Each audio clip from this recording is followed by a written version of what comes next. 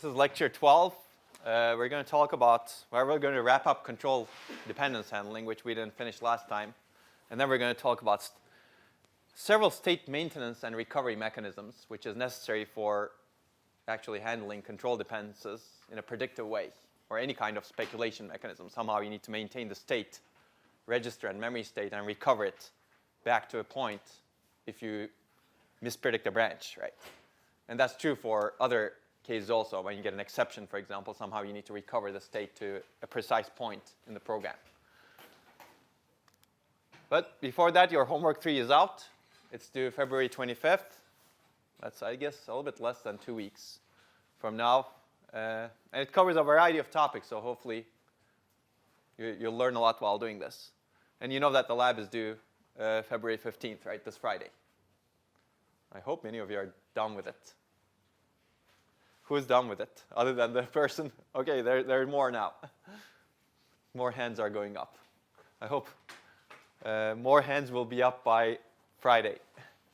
Actually, all hands will be up by Friday. Okay, the feedback sheet that I briefly talked about, if you haven't got it, it's here. It will be, I don't know if it's on the website yet, but it will be on the website too. We could put it on the website. The idea is we'd like your feedback on the course, and the questions are actually pretty simple.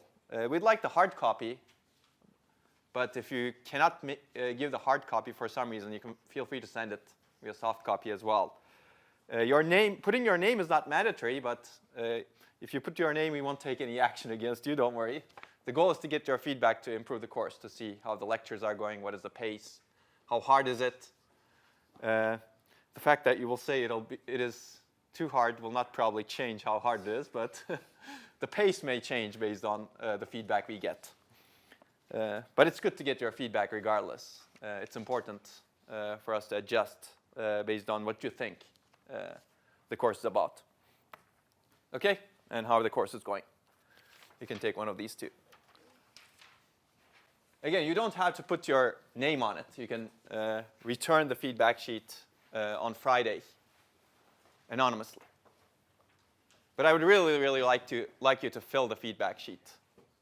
Take the time. It's 5 minutes, 10 minutes. No longer. Okay, there are some readings for today. Hopefully you've been doing this reading. I know it's long, but it covers a lot of the things that we've been covering and that we'll cover today. I've also assigned this other reading that will cover whatever we'll cover today in terms of state maintenance mechanisms. This is actually one of the seminal readings. It's called Implementing Precise Interrupts in Pipeline Processors. It talks about what we will talk about, several different mechanisms to ensure state is maintained correctly and you can get to a precise state when you have interrupts happening in a pipeline. But we'll see that it's much more general than covering just interrupts. It also covers the case where you have a branch misprediction, right? In a sense, branch misprediction is not that different from an interrupt, right? We'll get to that. But interrupt is external. A branch misprediction is something internal that happens, but you still need to rewind the state to some point. Okay. Last lecture, we talked a lot about branch prediction. Hopefully it was interesting to many of you. This is, as I said, it's a fascinating topic, right? How do you figure out a branch, where a branch goes before you execute it? And there are good reasons why some of these predictors work. And we've covered that, and we'll review that. Today, we're going to wrap up control dependence handling. There are a couple of other mechanisms that I would like to cover. I'd like to revisit predicated execution now that we know branch prediction. What is the role of predicated execution when we have branch prediction? And we'll cover these. So these were the different ways of handling the control dependencies, as you remember. And we were mainly focused on guessing the next fetch address, or more specifically, guessing the direction of a conditional branch in the last lecture, how to do that. And why was this important? Well, if we had these assumptions, a 5-byte superscalar pipeline with 20 cycle branch resolution latency, I asked you the question, how long does it take, say, fetch 500 instructions? And you should be able to do these calculations by heart now, hopefully. Even if you have 95% accuracy, you would be wasting basically half of your cycles fetching wrong path instructions in such a machine, assuming that 1 out of 5 instructions is a branch. Right. this is pretty bad, right? Because you would be mispredicting 5 of those branches. You have 100 branches here, and you have 95% accuracy, meaning that 5 of those branches are mispredicted.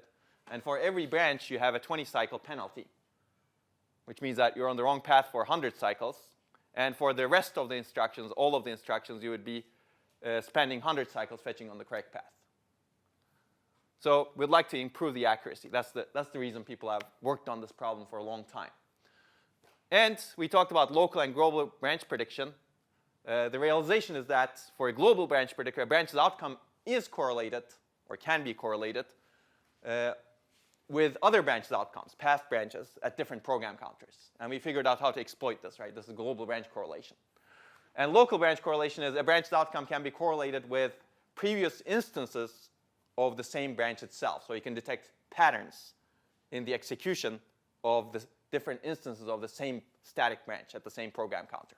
And we've looked at how to take advantage of this. Right? So these are simple ideas, but they're quite insightful ideas, I think, because they exploit program behavior that happen in many programs to predict the branches. And you've seen that an old processor has this kind of predictor, hybrid branch predictor, alpha 21 to 64. You have local branch predictor, global branch predictor, and a choice predictor that chooses between them.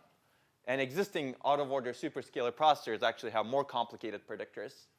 I believe Intel processors have loop detectors, for example. They detect the loop branches, and they try to predict how many iterations will that loop take.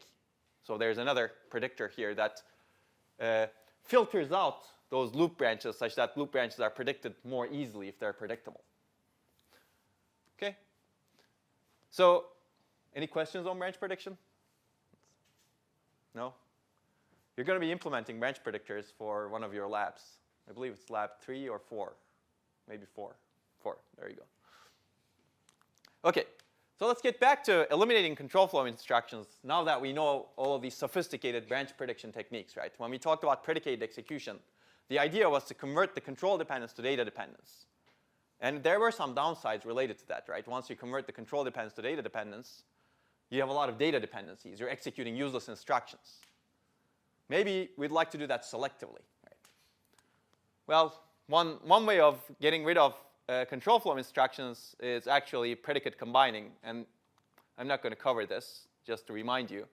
But predication, or predicated execution, is what I told you.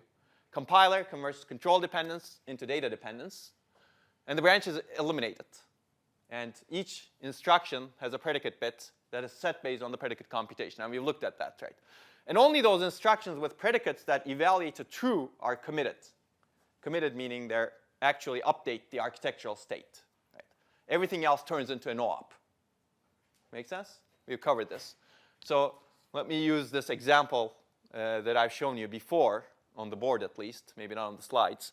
But if you have this simple code, a normal, if you just have branches, the code looks like this. You have a control flow graph where you have some divergence, and there's a merge point, which is basically the block here at D. And this is what you get. With predicated code, you basically turn these you use this predicate to feed these instructions. And these are data values that basically determine whether that instruction takes effect, meaning updates the architectural state or not. Right? So you conditionally move 1 to B if predicate is false. You conditionally move 0 to B if predicate is true. And the predicate is the condition of the branch. Now we have straight line code. It's beautiful. Now this is probably nice if this branch is hard to predict. Right? But this is probably not that nice if this branch is really, really easy to predict. If this branch is always taken, then what's happening with normal branch code is you're always executing ACD, right? Which is nice. And you're almost never recovering because the branch is predicted correctly most of the time. Whereas if this branch is always taken, if you have predicated that branch, you're always executing A, B, C, D, right? Regardless of whether or not the branch is, even though the branch is easy to predict. So that's what we would like to avoid, right? We don't want to predicate the code if the branch is easy to predict. So if we have a very sophisticated branch predictor, we don't want predication to execute useless instructions, right? Because we have another mechanism to handle this branch. The problem is, if the compiler already converted the code into predicated code, there's no way to avoid this, right? You're executing straight line code. You're not doing branch prediction anymore. So the question is, how can we get the best of both worlds? Or can we get the best of both worlds somehow? Basically, ideally, what we would really like is, when the branch is easy to predict, we'd like the code to look like this and somehow execute it in branch prediction mode. And when the branch is hard to predict, we'd like the code to look like this. Right? And how do we get that effect? I'll tell you in a couple of slides. Well, OK. We've already covered conditional move operations, so I'm not going to review these. But this is a concrete example of how predicate execution works. But one thing I would like to say is, if the branch is hard to predict, predicate execution actually can be energy efficient also. Look at this code that's similar to what I've shown you before. Let's say you have a deep pipeline. If you have predicate execution, actually I should really compare it to branch prediction, but what's happening is you're fetching A, B, C, D, E, F. The code doesn't look like this, of course. It's really straight line code when you have predicate execution. When the branch is resolved, you basically turn into no op one of the paths. You can imagine predicate execution working this way, right? Whereas if you had a misprediction here, you'd be flushing the pipeline, flushing the entire thing, and refetching from the correct path, which is A, C, D, E, F, right? So you'd be refetching the same instruction again if the branch was mispredicted. So predicate execution can be energy efficient because you're avoiding that branch misprediction, assuming the branch is hard to predict. Yeah, this is the example with branch prediction. Branch prediction, let's say you've gone the wrong path. You were supposed to execute C. You've executed B because your branch predictor said the next block is B after A. Now what you need to do is you get a pipeline flush, and you need to refetch from C, D, E, F. OK. So now you can reason about the advantages and disadvantages of predicate execution versus branching. There's some more comprehensive slides than we had seen before. Assuming we have a very good branch predictor, if you employ predicate execution right, it eliminates mispredictions for hard to predict branches. Right? That's the biggest advantage, if you can do that. Which means that there's no need for branch prediction for some branches. And if you can target this well, you can get rid of these hard to predict branches in the program. The question is, of course, what is a hard to predict branch, right? Somebody needs to determine that. And also, this is good if misprediction cost is greater than useless work due to predication. So the equation is not really simple, right? It's not just prediction accuracy. Like, what is enough? 50% misprediction rate. Is that a hard to predict branch? Probably, right? Because you're basically flipping a coin. But what about 80%? Is that a good misprediction rate? 20% misprediction rate. Is that a good branch to convert to predicated code? Well, the answer is probably it depends, right? Because what is the savings you get if you predicate the code? Basically, you eliminate the branch misprediction penalty.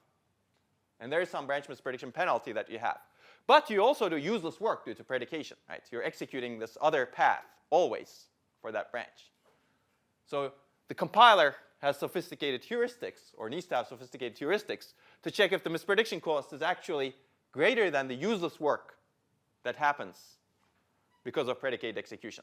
And now you need to have some probabilities, right? The probability of mispredicting the branch and the probability of executing one path versus the other, because the two paths may not be balanced, right? It may not be as easy as what I showed you before. Let's say if x equals 0, you have some code, A, else. Now you can have some B that's much smaller, right? And the useless work that you perform here, when you actually are supposed to execute this path, is much larger than the useless work that you perform here when you're supposed to execute this path. Right?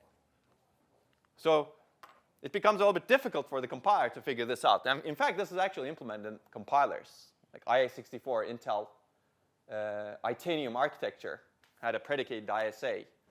And they did have sophisticated compiler heuristics to figure out when to predicate a branch and when not to predicate a branch. And they did see performance benefits from predicating a branch, even with sophisticated branch prediction. Okay. So what is the other advantage of predicated execution? We've covered this also. It enables code optimizations, right? With the control dependency, we had, there should be a way to skip this easily, right? With the control dependency that we had here, we couldn't easily move code. Whereas with straight line code, you can easily rearrange code here as long as you're obeying data dependencies. And we've covered this. So that's another benefit of predicated execution. You can move instructions more freely within predicated code. You're only hindered by data dependencies. The control dependencies don't exist. Disadvantages? Well, useless work, right? If you have branches that are easy to predict and you predicated them for some reason, now you're performing useless work. And this is bad if the misprediction cost that you have for that branch is useless, less than the cost of executing the useless instructions.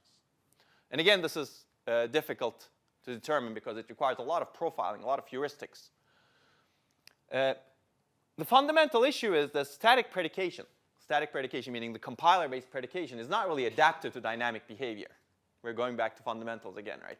If you do this in the compiler, it's not adapting to the behavior of a branch. If the branch is easy to predict at runtime, at compile time, you may figure out that the branch is hard to predict. Right? Remember that branch that flips between different inputs, odd and even inputs? And if your branch predictor cannot capture that, you would be mispredicting it all the time. Yeah, that branch, or 50% of the time, depending on your branch predictor, that input may change. That input may become very, very predictable at runtime. But you've already predicated the code. Yes? So the useless work done by the predicated code is just checking the condition? No, it's more than checking the condition, right? Once you've predicated the code, you always execute A and B. Even though only one path is really needed. Right. So original code is A, B, C, D. Predicated code is this, A, B, C, D. You always execute A, B, C, D, except one of them becomes no-op. Whereas with branching, you only execute one path. And as long as you're correct in the path you pick, you never do useless work. Okay? Okay. So branch behavior changes based on the input set. It also changes based on the phase of the program. Maybe input set changes. And also the control flow path. It's okay if you do not understand this, but a branch may be easy to predict if you come to it from this path, and hard to predict if you come to it from this path. Why? There's global branch correlation, right? A global branch predictor can capture that. So we'd like to make this adaptive, but it's not. The other disadvantage of predicated execution is it requires additional hardware and ISA support, right? And we'll see some of that ISA support in some of the case studies that I'll talk to you about. ARM ISA, Itanium ISA have predicated execution. And you do need additional support both in the ISA as well as hardware for this. And there's another, maybe this is more of a limitation rather than a disadvantage, but we've talked about predicated execution. It's not able to eliminate all branches, right? If you have a backbur branch, how are you going to eliminate that? The purpose of the branch is actually to do the looping. Okay. So let's see some examples of this. This is predicated execution in Intel Itanium. Basically, each instruction can be separately predicated, and you have 64 1-bit predicate registers. Each instruction carries a 6-bit predicate field. Basically, you're checking that predicate field to see if that's true. If that predicate field is true, then the instruction takes effect, meaning it really updates the architectural state. But if that predicate evaluates to false, then the instruction is effectively a no-op, just like here. Okay, so if you look at this code, I'm not going to go through this, but this is very similar to what we've seen before. This is the normal branch code, and it actually translates to this kind of code. You compare branch, and you have some else statements. This is the not taken part of the branch, and this is the taken part of the branch. And let's say you have another branch over here. This is getting out of the else. This is the unconditional branch, right? This is very similar to this. And with predicated code, basically you have the predicate values. Compare sets one of the predicate registers, predicate 1, and the other predicate register is basically the complement of the first predicate register. And then this is how you can schedule instructions. Make sense? In this case, instructions are ordered such that you execute else, and then, and an else. So you can actually reorder instructions relatively freely here, right? You don't have to have one path first and then the other path next. You can intermix. Because you don't know which ones will turn into no-ops. The hope is that this was a hard-to-predict branch. Okay? And if you look at this, this is actually a more compact, denser code also. That doesn't need to be always the case, because this is a very complex, very simple control flow graph. What if your control flow graph was much bigger, right? So imagine cases where you have nested ifs and elses. At that point, your predicate computations can actually become, will actually need additional instructions to set the predicate bits. But in this simple case, it doesn't. Okay, so Intel Itanium actually implemented this, and they did see benefit, performance benefit, from predicated execution. Well, maybe we'll get to Intel Itanium, but Intel Itanium was actually a VLIW processor. Not a perfect VLIW, very long instruction word processor. They called it explicitly parallel instruction computing. The idea was the compiler puts together bundles of instructions, bundles of operations in a single instruction that can be executed in parallel. And predicated execution actually helped because it enabled the straight line code. Now you can put multiple instructions. You can find more instructions that can be executed in parallel within that straight line code. It's harder to do it in a normal branch code like this because you have this control dependence. You don't know which way the code will go. Here, you have straight line code. Okay? ARM ISA also has this. Almost all ARM instructions have an optional condition code, very similar to this predicate bit, optional predicate bit. And an instruction with a condition code is only executed if the condition code flags in the process status register meet the specified condition. Let's take a look at this simply. These are from ARM slides. But if you look at this, this is the different instruction types in the ARM ISA. How many of you are familiar with this ISA? Okay, a good number. You don't need to be, but now you can guess what this is, right? This is very similar to the formats you've seen. But every instruction, at least for these types, have a condition field here. How many bits is that? That's 4 bits, right? And each instruction is conditionally executed based on whether or not this condition, the bit that's specified by the condition is true. I'll let you study this. Even branches can be conditional if you look at this, right? A branch may take effect if the condition is true or not. Okay, so what are these conditions that need to be checked? For example, if you have this, let's take a look at this. This is unconditional execution. If you set the condition bits to 1, 1, 1, 0, then the instruction takes effect no matter what. It's not predicated. It's always executed. Whereas if you set this condition field to 0, 0, 0, 0, the instruction is executed only if the 0 flag or 0 condition code is set. And some other instruction sets the 0 condition code, right? Well, it could be this, right? Okay? So there are 16 other ones. One of them is not used apparently. But every instruction can be conditional in this ISA. Every instruction is predicated, if you will, unless you set the condition bits to always. Okay? So what's the benefit of this? I'll run through this, but it's relatively easy. Basically, if you want to execute an instruction conditionally, you don't just do an add. This is add always. But you say add equal, which means that if 0 flag is set, then do the operation. Otherwise, this is an op. And who sets the condition codes? Basically, you need to have special adds normally data processing operations do not affect the condition flags. This is the definition of the ISA. To cause the condition flags to be updated, the S bit of the instruction needs to be set by postfixing the instruction with an S. This is an assembler format. So basically, you see that there are S bits, right? These are instructions that can set condition codes. Apparently, not all instructions can set condition codes. But you've seen that also. So you can control whether an instruction can set the condition codes or not. And these instructions are conditionally executed based on the specific condition. That's true. So one example that I'll let you study mostly is the greatest common denominator algorithm. And this is one flowchart of that algorithm with some assumptions for the registers, I think. But if you look at this, this algorithm has a hammock branch. This is also called a hammock branch. It looks like a hammock, right? If, then else. And then the hammock joins at the control flow merge point. I guess I'll give you the keywords. Hammock branch. And the hammock ends at the control flow merge point.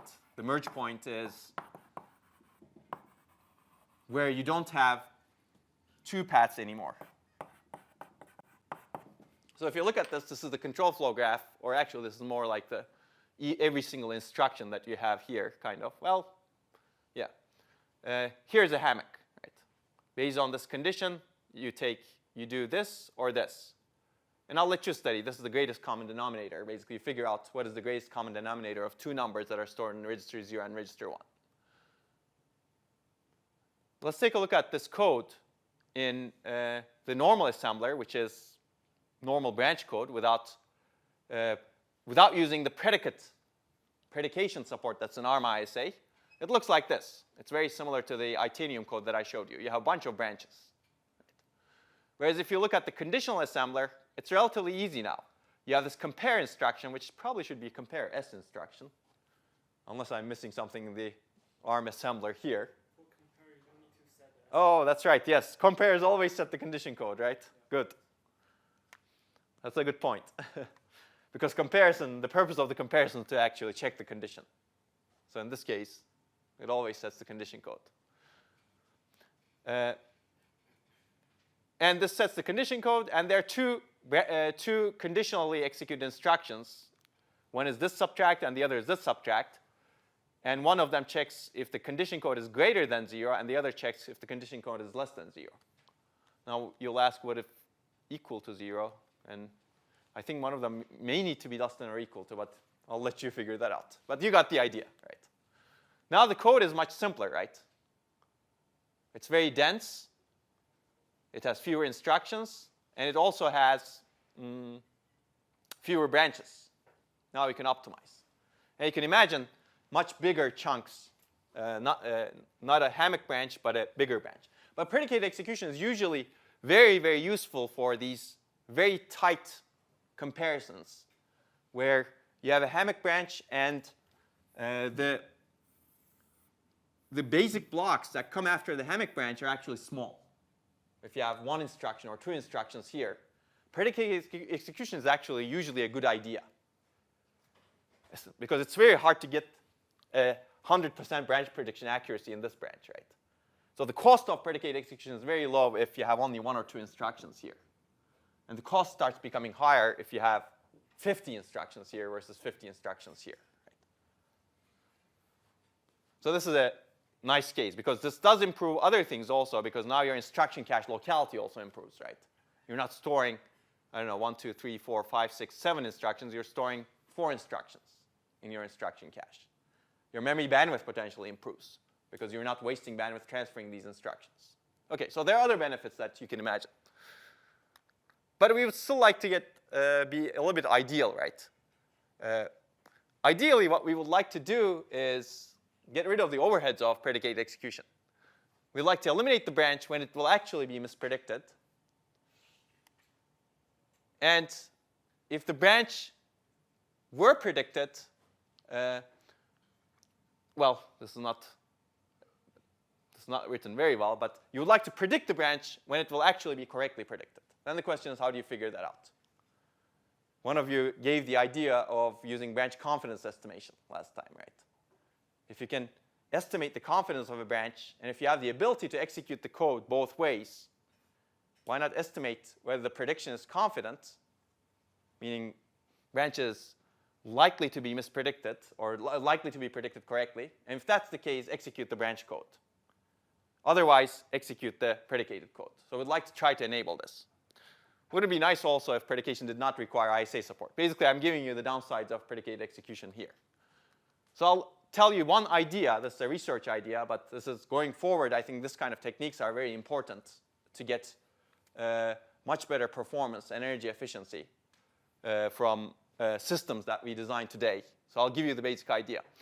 But, OK, I guess I'll switch this. The idea is called wish branches. And I've already given you the idea, right? The compiler somehow generates code that can be executed either as predicated code or non-predicated code, this or this. And the hardware, now the hardware decides to execute predicated code or normal branch code at runtime based on the confidence of the branch prediction. That's the idea. Whereas before, compiler was generating this code, and the hardware was executing. Hardware didn't have a choice, right? Again, if the compiler generated predicated code, the hardware didn't have a choice. It would execute this. But we would like to get the best of both worlds, and best of both worlds depends on the dynamic information about the branch. So how do we get that? So if the branch is easy to predict, we'd like to execute normal branch code. If the branch is hard to predict, we'd like to execute predicated code. So how does this look like? This is this figure here, normal branch code. This is predicated code. And this is the code with wish branches. You wish the branch, you did the right thing based on how the branch was handled in hardware. So what does this look like? This is very similar to branch code, except you still have predicate bits. So it's a mixture of both, if you will. You still have branches, but the branches are different semantically. And the instructions that are in the basic blocks are now predicated. So you predicate the instructions based on the branch condition. Now let's take a look at how this executes.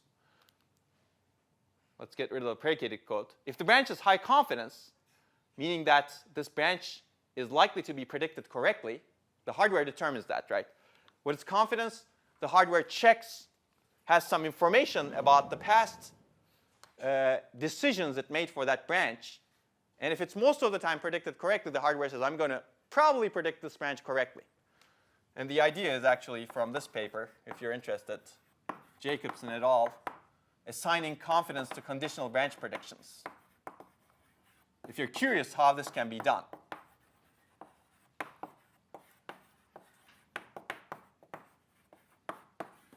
You can read this paper. But you can imagine many methods of doing this in hardware, right? It's in Micro 1996. So if you have that information that you're likely going to, you believe that you're going to predict this branch correctly, then the idea is, let's say the prediction is taken. What happens is you use the normal branch code. The hardware predicts the branch, predicts this wish jump, and executes the target, and sets the predicate bit immediately to 1. Make sense? So the hardware doesn't wait for the predicate value to be available because it's now going to use branch code. It's not going to use predicated code. And now it can execute the join. And if the decision was correct, we've avoided the overhead of predicated code, right? We've executed this code just like normal branch code. Okay? So what happens if the prediction is actually not taken, and we're still confident that it's going to be not taken, the hardware falls through, predicts the branch to fall through from A to B, executes B, sets the predicate value to 1 for B, and executes this unconditional jump, which will act unconditional in that case. So you can actually go around the C because you have another branch that's still present in the code. Make sense? Basically, this code can be executed as normal branch code. And if the branch is high confidence, you avoid the overhead of predication. How do you avoid? But you still want to generate code that can be predicated, but you ignore those predicate values if you're executing the code as normal branch code. Okay. So what happens if the branch is actually low confidence? If the branch is low confidence, we don't want to execute something like this. We want to execute something like this, because we don't know if this is going to be predicted correctly or not. We're going to hedge our bets. So how do you do that? Basically, when this wish jump is fetched, the confidence estimator tells it's low confidence. What the hardware does is it doesn't predict that wish jump. It basically falls through. It basically follows next sequential path here. So what does it do? It executes B, and the code is now predicated. Predicate values are obeyed. You need to wait for this predicate computation to end for this move to actually take effect. Okay? And the hardware continues with C. So you fetch the code sequentially, just like predicated code. And after some point, let's assume that the branch is supposed to be taken, which means that B is supposed to not be executed. Then the predicate values evaluate, P1 evaluates to 1, false, and B becomes a no-op. Right? So this is essentially predicated code. It's nice, right? Now you've given the hardware a choice. By having the compiler generate code that can be executed both ways, you've given the hardware a choice to do hopefully the right thing based on the more accurate information that it has. Because the compiler doesn't necessarily have accurate information because it doesn't know the dynamic information. It may not even know the branch predictor in the machine, right? It may not even know what accuracy you get from the branch prediction. Okay, so what are the advantages of this compared to predicated execution? Now we've reduced the overhead of predication, right? Because even though we have predicated code somehow, it's not exactly like predicated code. We can avoid the overhead of predication if the branch is easy to predict. It also increased the benefit of predicated code because we reduced the overhead. Once we reduce the overhead of something, you normally enable the hardware or the programmer to more aggressively do that thing. Right? Previously, the compiler, actually many compilers are conservative in generating predicated code because there is overhead. But if you can somehow at runtime avoid this overhead, now the compiler can generate more aggressively predicated code. And that enables other benefits, as we'll see, as we've discussed. And it makes predicated code less dependent on machine configuration. One of the issues with predication is, remember, the compiler somehow needs to figure out if this branch is easy to predict or hard to predict. At least that's part of the equation that goes into determining whether or not this branch should be predicated, right? How do you figure that out? Well, you somehow need to figure out what is the branch prediction accuracy, right? Well, how do you figure that out? Do you profile every single branch and get the branch prediction accuracy from the machine? Performance counters, that's one way, right? Or you can emulate the branch predictor that's implemented in the machine, which is much harder because these things tend to be not given out to public. So that's a hard thing. That's actually a heavyweight profiling, figuring out the branch prediction accuracy for every single branch in a program. And more, there's another issue, right? Once you generate code assuming a particular machine configuration, in the next iteration, the branch predictor may be improved. So the code you've generated for, I don't know, Intel Pentium Pro may execute nicely on Intel Pentium Pro, but for the next generation, the branch prediction accuracy improves, and that predicated code now has a lot of overhead. So this is the downside of requiring information that is dependent on a particular microarchitecture implementation to optimize the code. Once that structure becomes better, now your code is not optimized anymore. But if you have some code that gives hardware choice like this, you avoid that also, right? Because now you can freely generate this code and hope that the hardware does the right thing. And if the hardware designer actually is designing this, they will do the right thing, right? Based on the confidence of the branch. So regardless of your branch predictor, you just estimate a confidence. Makes sense? Now you're less dependent on the machine configuration. Okay. What about disadvantages? Well, I guess I should have asked you this, but I've already thrown you what these are. They're kind of obvious, right? you have extra branch instructions. The code is not as compact anymore. If you look at this, this is bigger than this. You do have the branch instructions. And what are the downsides? They use machine resources. They increase the contention for branch predictor table entries also. Now you're actually doing branch prediction. One of the other benefits of predicated code is actually, if you have hard to predict branches like this, and if you eliminate them, now they're not using entries in your branch prediction tables, which means that other branches can be predicted better. You can improve your branch prediction accuracy also for other branches, because there's not much interference from these hard to predict branches. Okay. One other downside, which I should have asked you, is now you have issues with code optimization, right? One of the benefits of predicated execution was the straight line code. You kind of eliminated straight line code, right? By having branches in the code. That's kind of a different beast. You have converted things to data dependencies, but you still keep the control dependencies to be able to execute the code both ways. Okay, so this reduces some of the benefit of predicated execution, but hopefully enables more aggressive predication also at the same time. Okay, any questions? So going forward, this kind of solutions are actually very, very interesting, because it is, if you look at this, it's a cooperative approach, right? It's hardware, software, cooperative. The compiler gives a choice to the hardware, and the hardware decides. Whereas predicated execution is not fully cooperative. Compiler says, execute the code this way. Hardware doesn't have that choice. Okay. Let's take a look at another form of doing this. Well, not doing this, but another form of handling control dependencies, which is multipath execution. Again, the idea is simple. Execute from both paths when you get to a branch. And this is an old paper that actually introduced and evaluated the idea. It's a theoretical paper. Basically tested what happens whenever you get to a branch, execute both paths. Nice, right? You can do this for all branches. Is there a problem with that? How do you have the hardware to do it?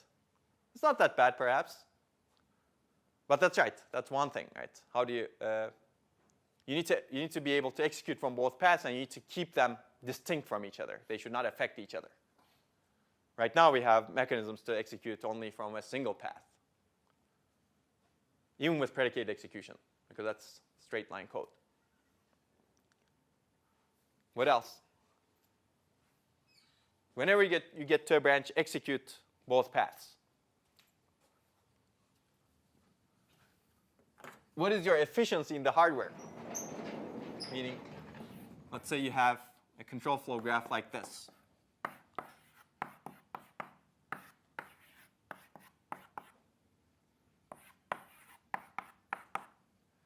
I guess I can go on and on, but the blackboard ends here. Okay, branch 1. You get to this, you start executing this and this. Now you got into branch 2 in the machine on this path. You start executing this and this. Well, there's also branch 2 prime here. You start executing this and this. Well, there's branch 3 here and branch 4 here. You start executing this and this. You see the problem, right? Quickly becomes exponential. I mean, this is a bad case, of course, but this could happen if you do it for every single branch. And what you're supposed to execute is only a single path, right? So you're executing many, many useless blocks, even though eventually you're going to keep only some of them. You can imagine how you build the hardware for this. I'm not going to go into that. I'll give you the high-level idea of multipath execution. But the hardware does become complex also, especially if you need to keep this many paths in the machine. Because it's the hardware that's doing this, right? Hardware needs to keep track of which instructions belong to which of these blocks and get rid of those instructions that are not supposed to be executed once the branch resolves. Okay? Well, hopefully a little bit better idea is do this for a hard-to-predict branch. Right? Basically, estimate the confidence of a branch dynamically. If it's hard to predict, now execute from both paths. Right? That reduces the complexity as well as the inefficiency of this, because you're filling the machine with hopefully instructions that are more likely to be useful. You don't want to do this for an easy-to-predict branch. Okay. So what is the advantage? Well, again, very similar to predicated execution, except we'll see the difference, or maybe I'll ask you the difference. Improves performance if your misprediction cost is greater than useless work. And you can imagine that. The other advantage is there's no ISA change that's needed. In this case, it's the hardware that's doing the multi-path execution. It's executing from both paths of a branch. The compiler doesn't need to specify this. Disadvantage? Well, again, you have a similar problem even if it's hard to predict. If your machine is deep and wide, maybe you have many hard-to-predict branches in the machine at the same time. When you get to the next hard-to-predict branch, what do? You execute both paths again? If you have lots of hard-to-predict branches, then the paths followed quickly become exponential, and you'll be starting doing useless work very quickly. But if that equation, as long as that equation holds, you may be better off doing this. But remember, there's overhead in doing this also, because there needs to be some hardware to support this kind of execution. Well, what is that hardware? Basically, each followed path requires its own registers, program counter, and also branch prediction structures. Maybe you don't want to duplicate them, but you want to somehow differentiate between them. That's the global history register here. This is one example with a global machine. So you do want each followed path to have its own context. Because essentially, these are different contexts, right? You're not going to, if the branch is taken, you're not going to go down this path. There's nothing common, at least semantically or logically, between these two different paths. You're going to follow only one. And this is exactly what a context is, right? Registers, program counter. Those are the parts of the context that is architecturally visible. But also there's microarchitectural context that aids the performance of the execution, right? Branch prediction, for example. You don't necessarily want to use the same global history register when you're predicting this path versus this path, right? You do want separate ones because your global history was different. Make sense?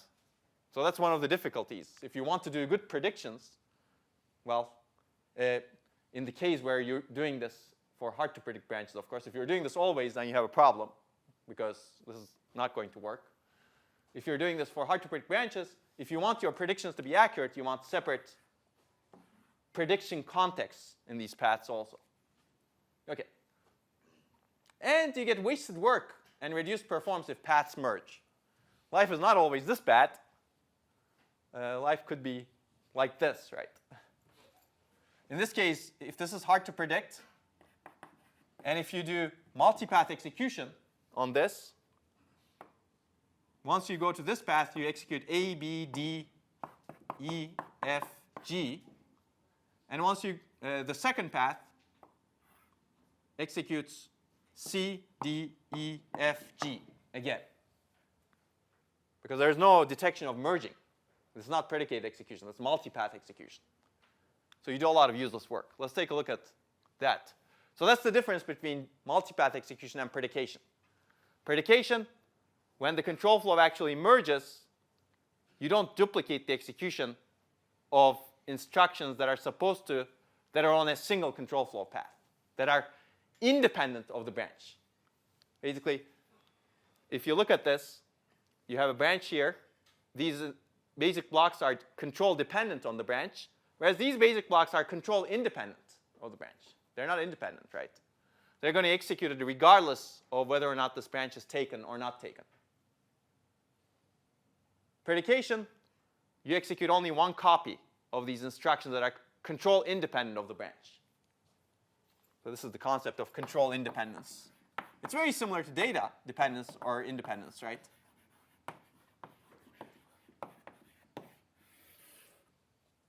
Or control flow independence. So if you, let's say this is a hard to predict branch. if you do dual path execution, multi-path execution as I described, you start, path 1 starts with C, path 2 starts with B. Now, after that, they both execute D, E, F, which means that you've duplicated a lot of work.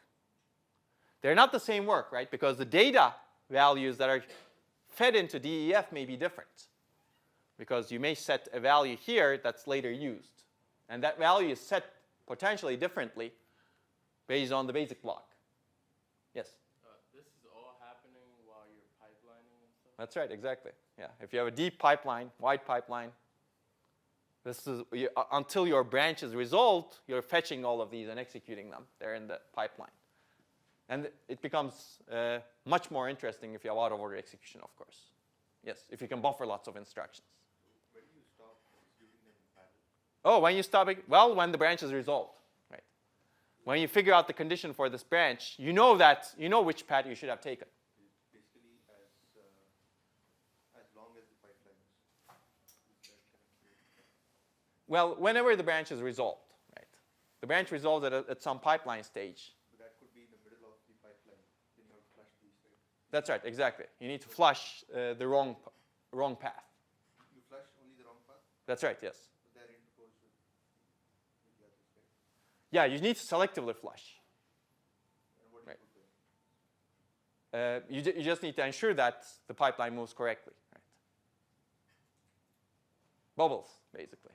The instruction that you flush becomes a bubble. You wasted an instruction slot in the pipeline. Okay, so this is dual path execution, whereas predicated execution is much more efficient in this case, right? Basically, you can think of it as two paths that are being executed, but what you execute is CB, because imagine this code being predicated, you get A, B, C, or CB. They could be interleaved. And there's a control flow merge point at the end, which means that predicated code works like this. You execute only B, C, D, E, F. Straight line code. Because the predicated code doesn't execute control-independent instructions twice, whereas dual path execution, you have two different, you can imagine that as having two different contexts whenever you get to a branch or hard to predict branch. Okay, so this is more efficient in this case, whereas this is much less efficient when you have control independence. Okay, any questions? So Yes. the hardware is aware in the pipeline which instruction is for which path. That's right, exactly. You need to have that hardware to do that. The results would be appropriate next. Exactly. Okay, I think let's wrap up branch prediction first. We've been concerning ourselves with conditional branches so far, but there are other branches also, and one of them is actually very hard to figure out how to do the prediction for. Let's talk a little bit about them. Let's talk a little bit about calls and returns. If you have a direct call instruction, what is a direct call? A direct call is a call instruction where the target of the call is not dependent on a register, or the target of the call doesn't change. Right? There's only a single target of the call. That's easy to predict, right? It's always taken, and there's a single target. This call can be marked in the branch target buffer, and the target can be predicted by the branch target buffer, as we've seen before. So calls are easy, at least direct calls. Indirect calls are more like indirect branches. Remember, I had drawn something like this earlier in one of these lectures. Assume that you have a nice structure like this. You keep calling. This is a recursive call to function x. You have this nice nesting that happens. Returns, on the other hand, are indirect branches, right? They're dependent on a register value saved on the stack or in some register after the call. Well, the reason is a function can be called from many points in code, just like this shows. And a return instruction, as a result, can have many target addresses. Next instruction after each call point for the same function is that target address, right? Then the question is, how do you predict this? The observation is that usually a return matches a call. Here we have call x, the first call. The matching return is the return at the same nesting level. Right? This is the innermost execution of the same call, or maybe a different call from a different site. But the matching return is from the function that is called. Make sense? So basically, calls and returns can be matched at the same nesting level. Which means that somebody came up with the idea of using a stack to predict return addresses. And that probably is a good idea, right? Because if you look at this, you can push the return address every time you encounter a call and pop the return address every time you encounter a return. And you can have a specialized structure called the return address stack in the fetch engine to actually do that. It's called the return address stack. And it's employed in almost all modern processors. Its accuracy is very, very high normally. Basically, whenever the front end encounters a call instruction, fetches a call instruction, it pushes the return address, next instruction address on the stack. Simple. And, well, when you get a call, I guess the next PC is pushed on the stack. Top of stack, next PC is pushed, and top of stack is moved. When you get another call, now the next PC over there, next PC 2 is pushed, and top of stack is moved, and dot, dot, dot. Now when you get the return, when you fetch a return, first of all, you need to determine that you fetched a return. And this can be done through the branch target buffer, right? Branch target buffer, the first time you execute the return, you record that it's a return. Right? Now, when you fetch the return and you figure out it's a return, you basically pop the stack. So you fetch the return, pop the stack, get the next PC2, and use that as a prediction for the return address, which is true if the calls and returns are matched like this. Right. Okay? So it's accurate most of the time. Actually, with an 8-entry stack in at least spec-like programs, standard spec CPU-like programs, people have demonstrated 95% accuracy for the stack. That may not be true for all programs. But as long as the programmer writes programs such that you have this call-return matching, it's nice. But programs a lot of the time optimize the code too, and they may not match. In that case, this doesn't work, right? And there are issues also. What if the stack overflows, right? What if your nesting level is greater than the number of entries you can keep in the stack? Maybe there are ways you can handle that gracefully. You probably don't want to be keep pushing, or you do want to be, you do want to keep pushing on the stack if that's the case, right? At least you'll get some of the predictions correct. Okay? Just like any stack, this also overflows and underflows. If your nesting level is greater than the number of entries in the stack, and this can underflow if you have more returns than calls, right? And that can happen if the programmer did not obey this nicely. And they don't have to. Okay, that's simple, right? What about indirect branches? This is the hardest class of branches to predict, because as opposed to a conditional direct branch like this, an indirect branch can have many targets. One example is this, right? You load a memory address, you load a data value from memory into R1, and you just jump to that location. This is actually used to implement many different things, switch case statements, for example. Right? You guys have all programmed in C. You switch based on a value, and you have a bunch of cases. This could be implemented as a table or jump table, where you jump, you store the value of the target case, address of the instruction of the target case, and based on the condition, you jump to the appropriate point in the case statement. Right? Or virtual function calls. Are you guys familiar with virtual function calls? No? Many modern languages have virtual function calls where you can actually have different classes. You can have an abstract class, let's say, like the shape class, right?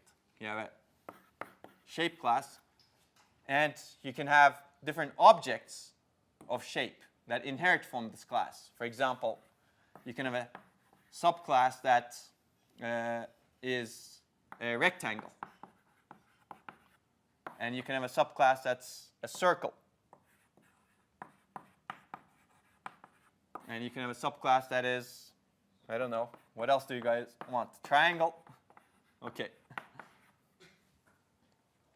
And you may mix different objects this way, right?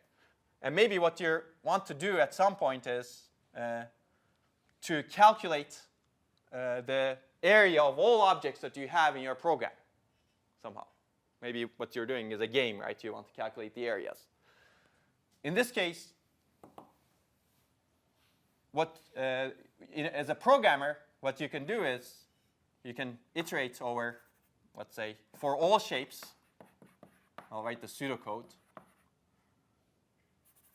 I guess you call a function, virtual function called area, shape area. You don't know the type of the shape object, but you just want to calculate the area occupied by it. And this is a virtual function call because the type is not known at compile time here. The type, the area function is specified within this class, but each class has a different way of computing the area, right? For this class, the area function is, what is this? Whatever the area of the rectangle is, right? It's a times b divided by 2. I guess you can do return. Circle, what is the area? Pi r square. I guess these will be questions on the exam. You can return that area, right? For triangle, you can also figure out that area. Right? And you can have many, many other shapes. But all the programmer needs to write is shape area without knowing the type of the object. And when this program is executing, you have this a virtual function call, and the compiler translates this code to a virtual function call that's called depending on the type of the object. And depending on the type of the object, you do an indirect branch. Right? You either call this function, or this function, depending on the type of the object. So what you can do is something like this. There's usually a virtual function table that I'll abstract this way. Basically, the target is vtable type. So each object has a type associated with it. And the compiler generates code such that you get a target address that's based on vtable type. And virtual table specifies where the function call for each shape is located. For a rectangle, let's say the function call starts at PCX, PC value x. For a circle, let's say the function call that computes the area starts at PCY. Or let's do PC rectangle, PC circle. And then for a triangle, let's say that function call starts at PCT. And the virtual table is set up such that depending on the type, you have the appropriate PC. This is similar to a jump table. And depending on the type, you get the target, and basically you have a jump to the target.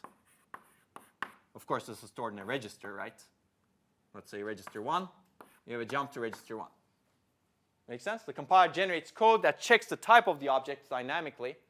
And based on that type of the object, you refer to a table that specifies what function should be called.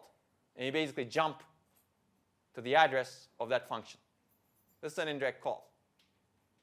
It has overhead, as you can see. You need to figure out the type of the object. You need to figure out where that function is located, and you need to jump to that function. But essentially, this is one big cause of indirect calls in object-oriented languages. This is a common method to make life easier for a programmer, because you're now dealing with objects that can be of any type. And you can write code modularly, regardless of the type. Now, if you need to add another type, you just need to add another class that inherits from this class. Let's say you want to add trapezoid or rhombus. It's easy, right? You add the area function for trapezoid and rhombus. And somehow the compiler figures out the compiler constructs the virtual function table, once you add that new object. And you don't need to change code significantly. You don't need to add statements into your code saying, if trapezoid, do this. Else if the object is rhombus, do this. Else if the object is circle, do this. Everything is done by the compiler for you. That improves the productivity of the software programmer. The code is more modular. You can add more classes. Right? Let's say you're a game programmer. You want to add another type of creature in your game. Right? How do you do it? Well, you have a class creature. Every possible creature in your game inherits from that class. And creature can have a move function, right? And every creature overrides that move function differently. Some creatures can fly. Some creatures can move only in one direction, right? Some creatures can move in, well, I don't know. You can imagine, right? So that's the beauty of object-oriented programming, and that's what virtual functions actually enable. The advantage, again, software productivity improves. The downside, well, a lot of code.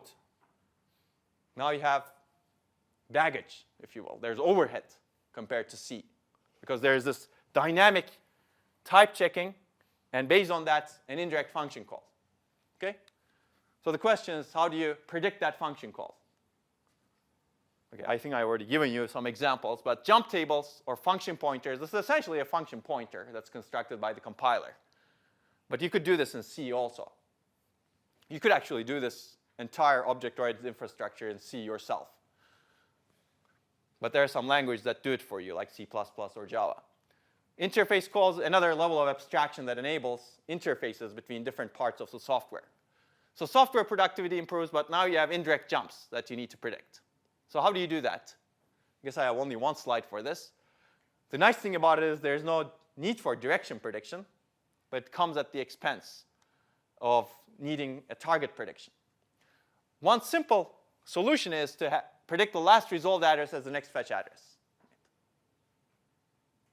Basically, the last time you've seen this function call, shape area, you've executed, let's say, the circle's area function, PCX. The target was PCX. Well, this time, go to PCX also. It's the last target predictor. Simple, right? And it's beautiful as long as this shaped area usually calls, the shape is usually a circle. Right? It turns out, well, it's simple because you can use the BTB to store the target address. Basically, you don't need any changes to the hardware. It turns out that's pretty inaccurate. Empirically, that's 50% accuracy for indirect branches. Because many indirect branches switch between targets. Or many interesting indirect branches actually switch between targets. You can do object-oriented programming, but when you truly do object-oriented programming, this shape function calls a different sub-function depending on the type of the object.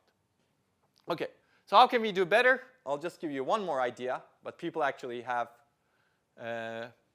these predictors are actually implemented in existing processors, not this one, but the next idea that I'll briefly describe, which is use history-based target prediction again.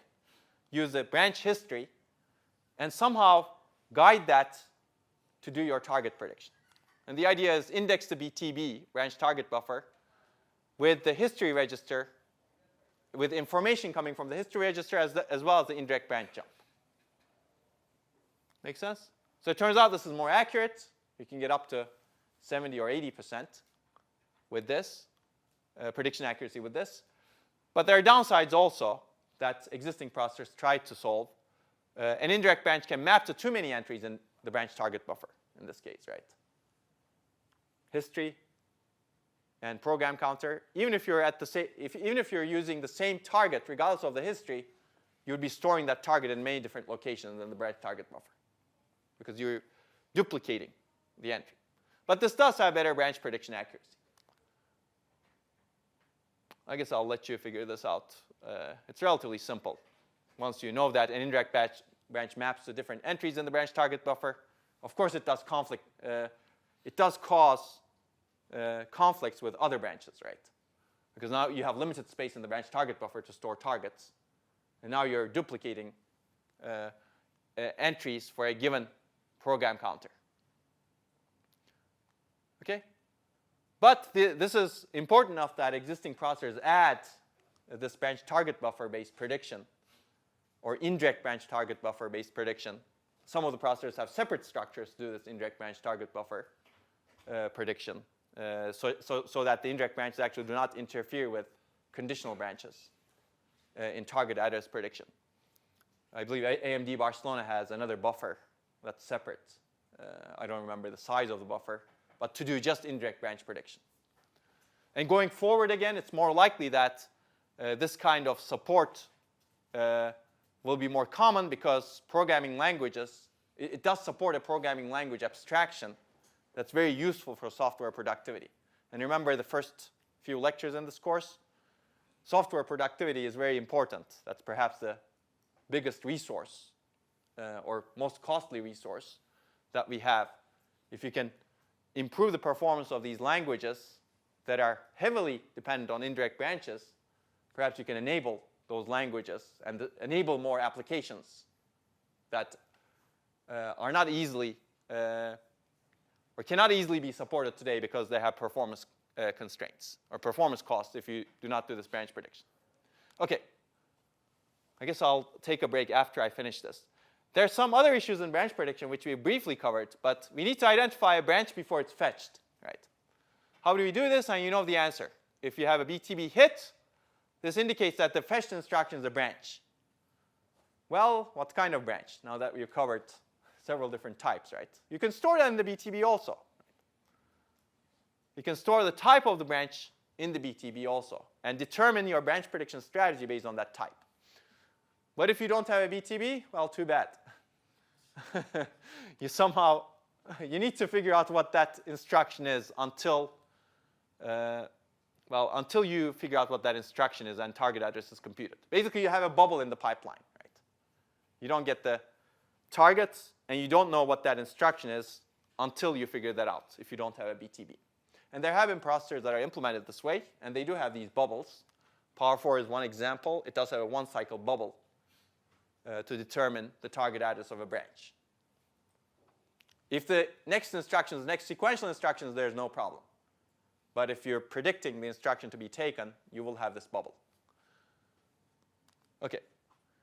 One other issue is the latency. Prediction latency is actually critical. And I haven't given you the full picture, but I'll try to give you somewhat of a full picture. You need to generate the next fetch address for the next cycle. This is a loop, right? What you're doing is you're fetching the instruction from the iCache. And you're also doing this prediction. And you have this program counter, right? And you have some other logic. You take this program counter, you feed it into the prediction structures. And prediction structures include everything that I described to do the prediction right now. And this prediction structure gives you a next fetch address. And that next fetch address is fed, latched into the PC at the end of the clock cycle, which means that this is a loop. Well, it does look like a loop, right?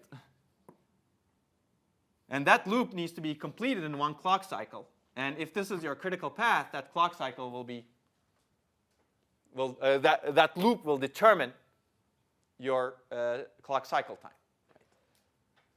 And this loop is actually not that simple. I've given you some cartoons with just conditional branch prediction. PC plus 4, remember that mux? I guess I'll use this one. It's PC plus instruction size versus the target from the BTB. It'd be nice if it was this easy, right? It's not this easy, and you know why, because we've covered a lot of different things. You have this next fetch address mux. I guess I should complete it with the next fetch address, basically.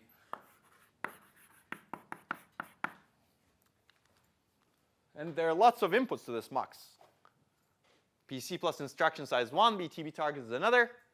Return address stack target is another one, right? If the instruction that you fetched is a branch, which you will know after accessing the BTB, is a return, which you will know after accessing the BTB, that control of the mux selects this target.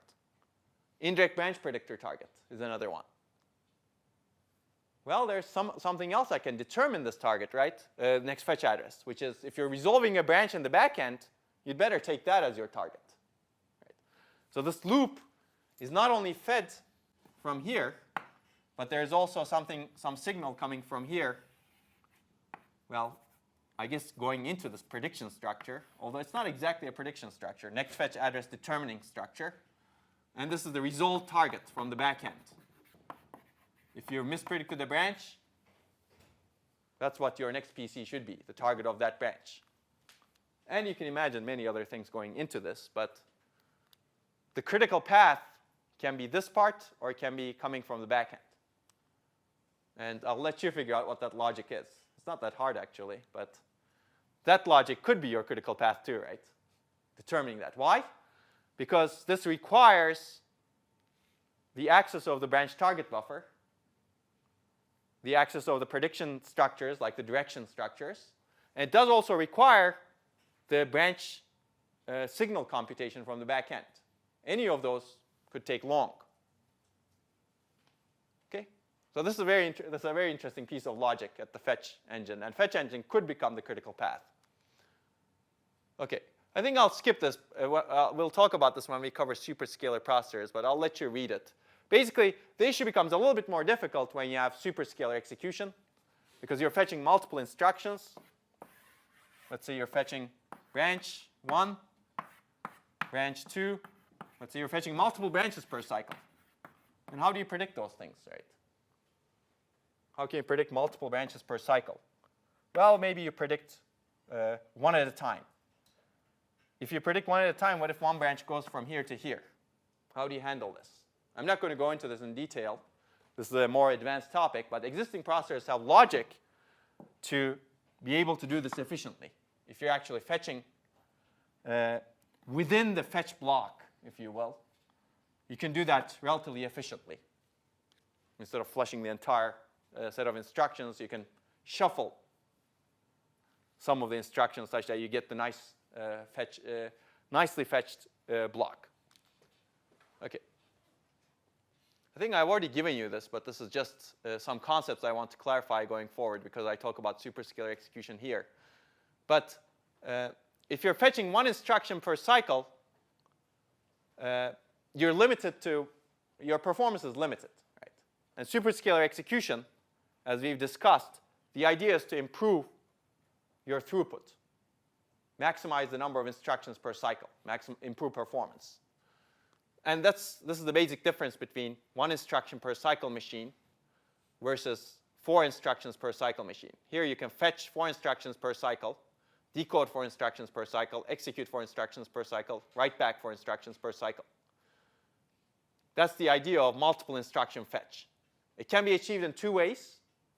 One is VLIW, right, where a compiler decides what instruction can be fetched in parallel or executed in parallel. This is simple hardware. Compiler ensures that there's no dependency between the instructions that are fetched in the same cycle. Or superscalar execution. Here the hardware determines the dependencies between the instructions fetched in the same cycle. And they're both concepts of multiple instruction fetch. Why is multiple instruction fetch good? Because now you've improved your IPC, right? Instructions per cycle. Or you've reduced your cycles per instruction, because you're amortizing the same cycle across multiple instructions that you're fetching and decoding and executing. Okay? I'll let you read this, but this concept will come later when we talk more about superscalar execution. Basically, this is called Flynn's bottleneck. It's important to describe this, I think, because a lot of people make this mistake sometimes. You may actually have let's say 5 ALUs in your backend, 5 instructions per cycle. If you're not feeding those ALUs, you're bottlenecked, right? Your design is not balanced. Which means that if you're not fetching more than 1 instruction per cycle, even if you have 5 ALUs in the backend, you'll never achieve more than 1 instructions per cycle, right? Performance, overall performance. It's obvious probably to many of you, but this is called Flynn's bottleneck. You want to balance the pipeline stages. If your backend has lots of instruction, that has the capability of execute more than 1 instruction per cycle, and if you want to get the performance of more than 1 instruction per cycle, you'd better fetch, decode, ... and everything more than 1 instructions per cycle. And that's the idea of multiple instruction fetch, decode, and execute. Okay, I think I'll take a break right after this. This is just a review. We've covered control dependence handling. We've covered a lot of concepts, and hopefully you remember all of them. And today we've covered predicate and multipath execution and some other issues related to fetching. But I'd like you to think about how these things operate with VLIW or superscalar processors. I'm not going to cover that in detail, but things become a little bit more complicated when you have multiple instruction fetch, because you may need to do multiple branch prediction. Existing processors, actually existing processors have employed many different solutions to this problem. How do you fetch multiple instructions per cycle? How do you do multiple branch predictions per cycle?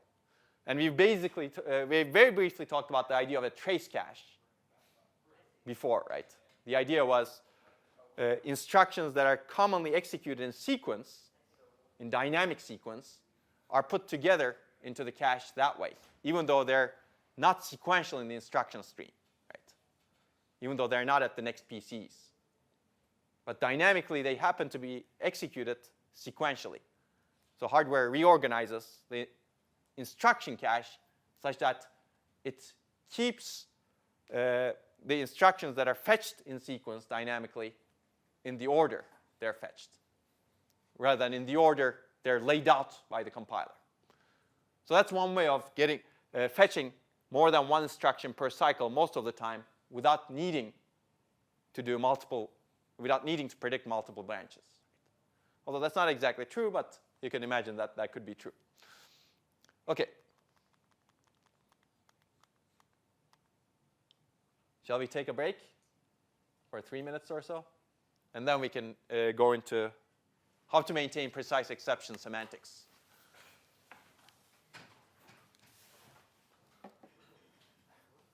So far we've talked about pipelining and a lot of issues in pipelining. There's one more issue in pipelining that's important: how to maintain sequential semantics. And this becomes an issue when you have multi-cycle operations. So what is multi-cycle operations? Not all instructions take the same amount of time for execution, right? And we don't want to provision the pipeline assuming this. Now, the pipeline you're implementing is a little bit unrealistic from this point of view, right? Or it is realistic, but it doesn't handle things in the best way, in the most efficient way possible. So the idea is to have multiple different functional units that take different number of cycles. Right? These functional units can be pipelined or not pipelined. And once you have this, you can let independent instructions to start execution on a different functional unit before a previous long latency instruction finishes execution. Right? You're still executing instructions in order, sending instructions to functional units in order, but a later instruction may complete earlier than a previous instruction. Because a later instruction may take 1 cycle and a previous instruction may take 100 cycles, right? Or 20 cycles. And this is an example of this. Basically, you have a variable stage execute pipeline. In the execute stage, different instructions can take multiple cycles. For example, integer add takes 1 cycle. Floating point multiply takes, I don't know, 1, 2, 3, 4, 5, 6, 7, 8 cycles in this case. Right? And if you're doing this floating point multiply, R1 and R2, and integer add, for some reason, someone decided to do R1 and R2, what would happen is you could execute these floating point, you could send this floating point multiply to the execution unit, and you could also send this add to the execution unit also at the same time. And these are different execution units, right? And if your pipeline is such that your writing happens at the end when the result is generated, you could end up with something like this. The floating point multiply writes its result much later than the add that comes later in the program order writes its result. And you can see similar examples here. So what is wrong with this picture? Anything wrong? Is everything good here? No? Yes? Don't know? There's nothing, as far as I know, there's nothing operationally wrong, but there's something wrong based on the, yeah. Dependence.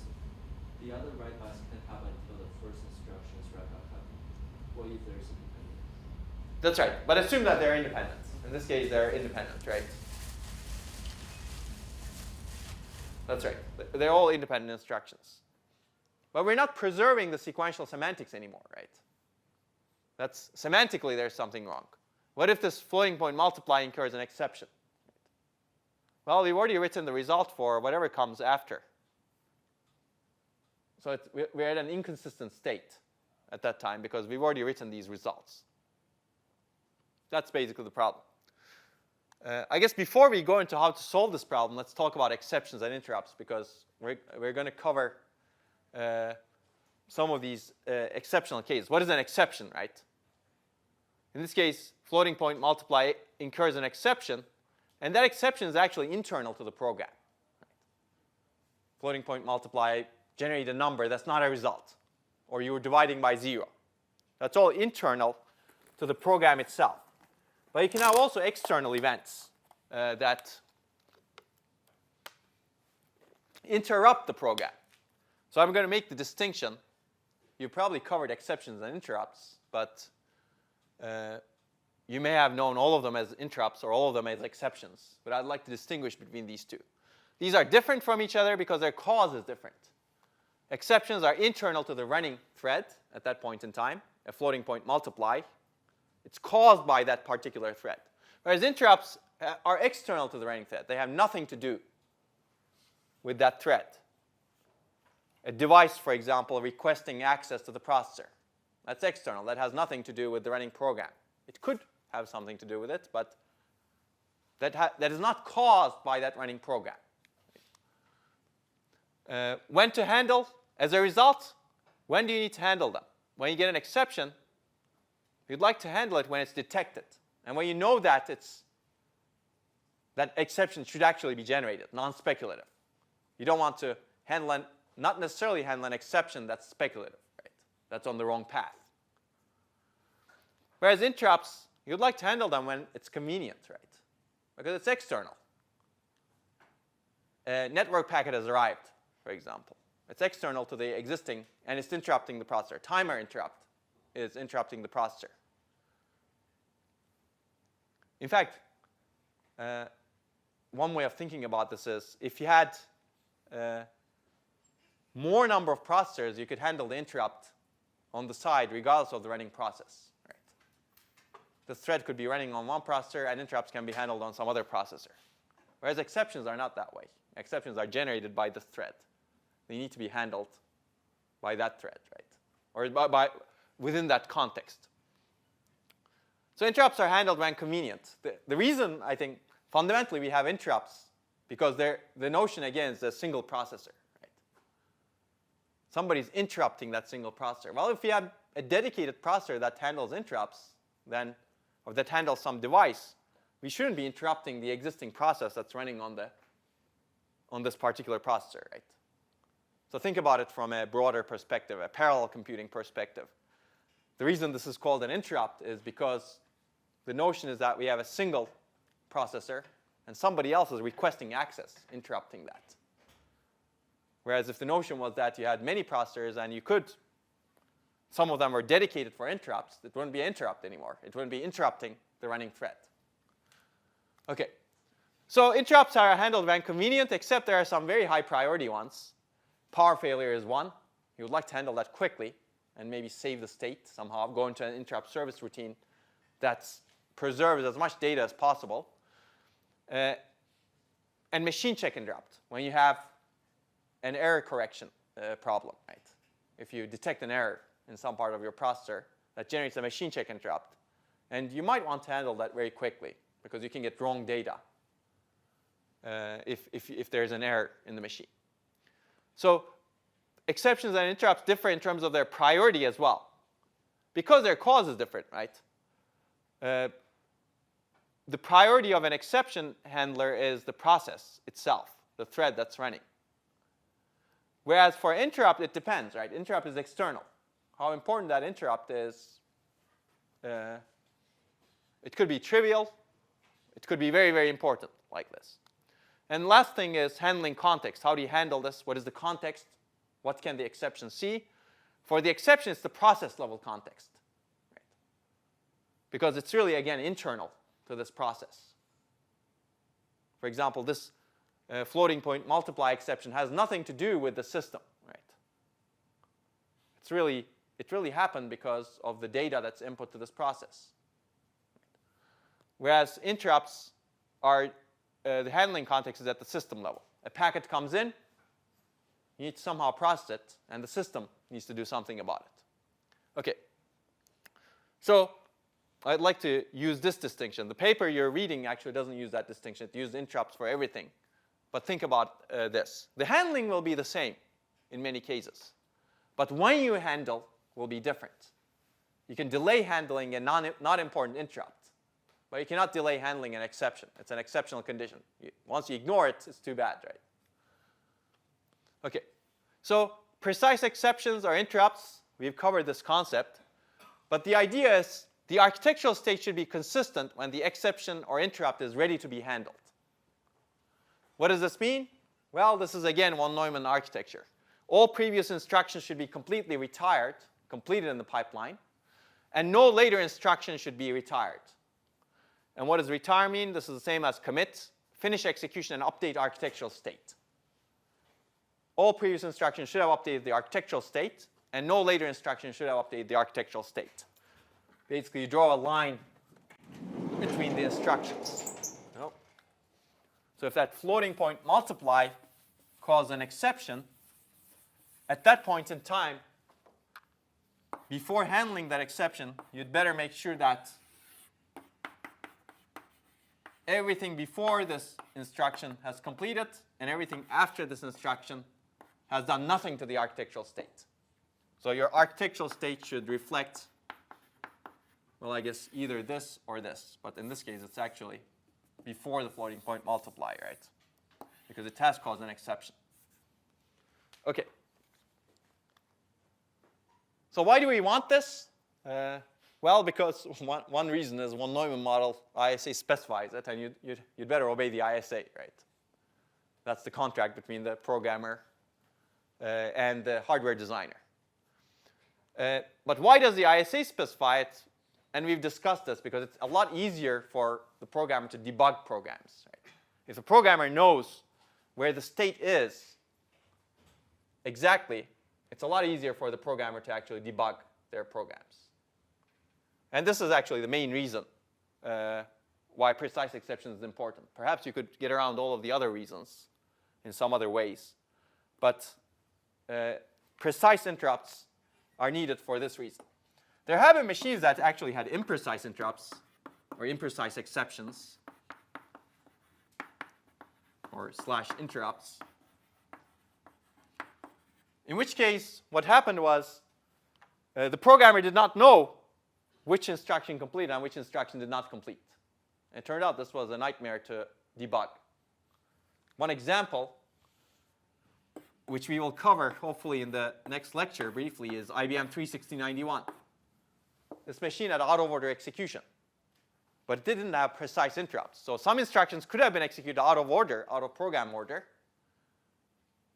And when you actually had an exception, or if you stopped the machine at that point in time, you wouldn't see a consistent state.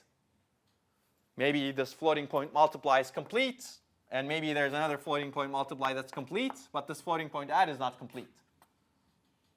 And this changes depending on the condition of the machine. You get a cache hit. Well, in that machine there was no cache, but this could change depending on the ordering of instructions. So it was a nightmare to debug with imprecise exceptions and interrupts. And there have been other machines that are similar also. So that's a big benefit of precise exceptions. It also enables easy recovery from exceptions, for example, page faults, right? If you have this precise state, you know where to go back. Now, you don't have to have this clear delineation, right? One thing you could do is you could actually have the microarchitectural state and dump the entire pipeline state somewhere in memory before recovering. Does that make sense?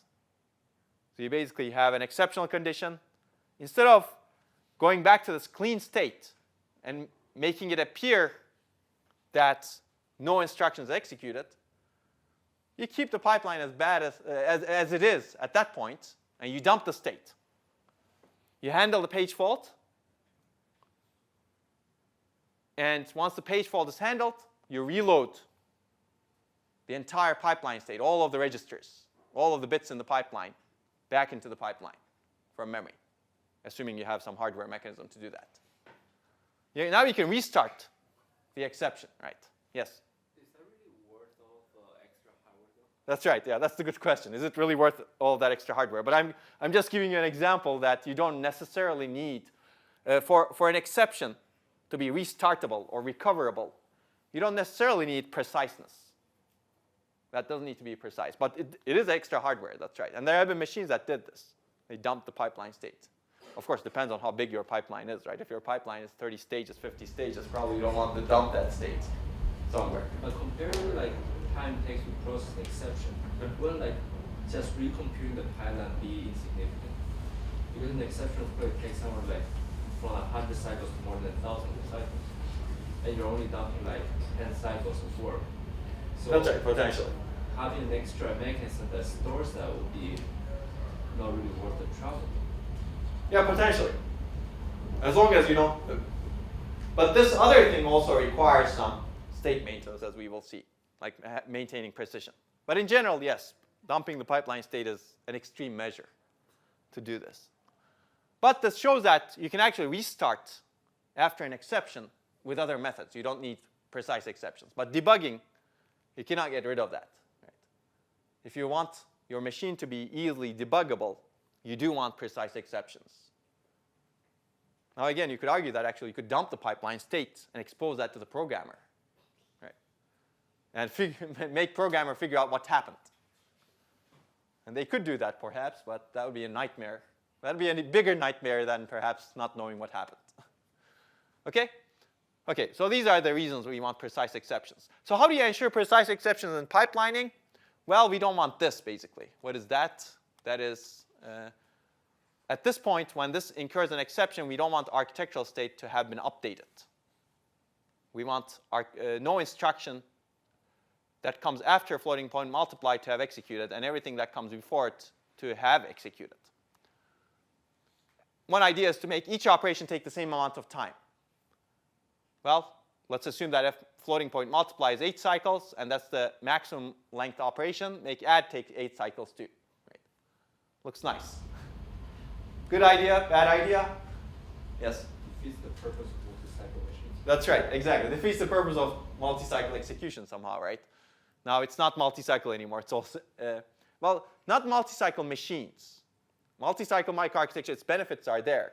But the different variable length execution for the execute stage, that purpose is defeated now. And also, there's another bad thing, right, which is if your memory operation takes 500 cycles, are you going to actually extend your pipeline to take 500 cycles? So this is a non-solution. I just want to illustrate that there are potentially other non-solutions to the problem. I'll talk about some solutions if we can get to it. I'll give you the basic idea of reorder buffer, and then I'll let you go. But people have actually looked at this problem a lot. It's an interesting problem. And there are 3 solutions that are discussed in this paper that I've assigned you, implementing precise interrupts. And it would be helpful if you actually read it before the next lecture. It does talk about these 3 solutions. It doesn't talk about another solution that's used in conjunction with these solutions in existing machines.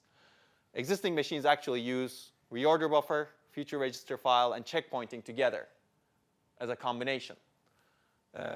I don't know of any machines that actually use a history buffer, at least in the processing. But that's a good idea. That's an interesting idea too. And we'll see why they don't use that. But one solution that's commonly used is the reorder buffer. The idea is you can complete instructions out of order at the end of functional units. You can have variable latency functional units. But before writing the results into the architectural state or the register file, you reorder the instructions. Meaning you write the results into the architectural register file in the order instructions were fetched, in the program order. Simple, right? That's why it's called a reorder buffer. Basically, you reorder the instructions to obey the sequential order of the program. How do you do this? Well, the infrastructure, the hardware that you need is when an instruction is decoded, it reserves an entry in the reorder buffer. And reorder buffer is simply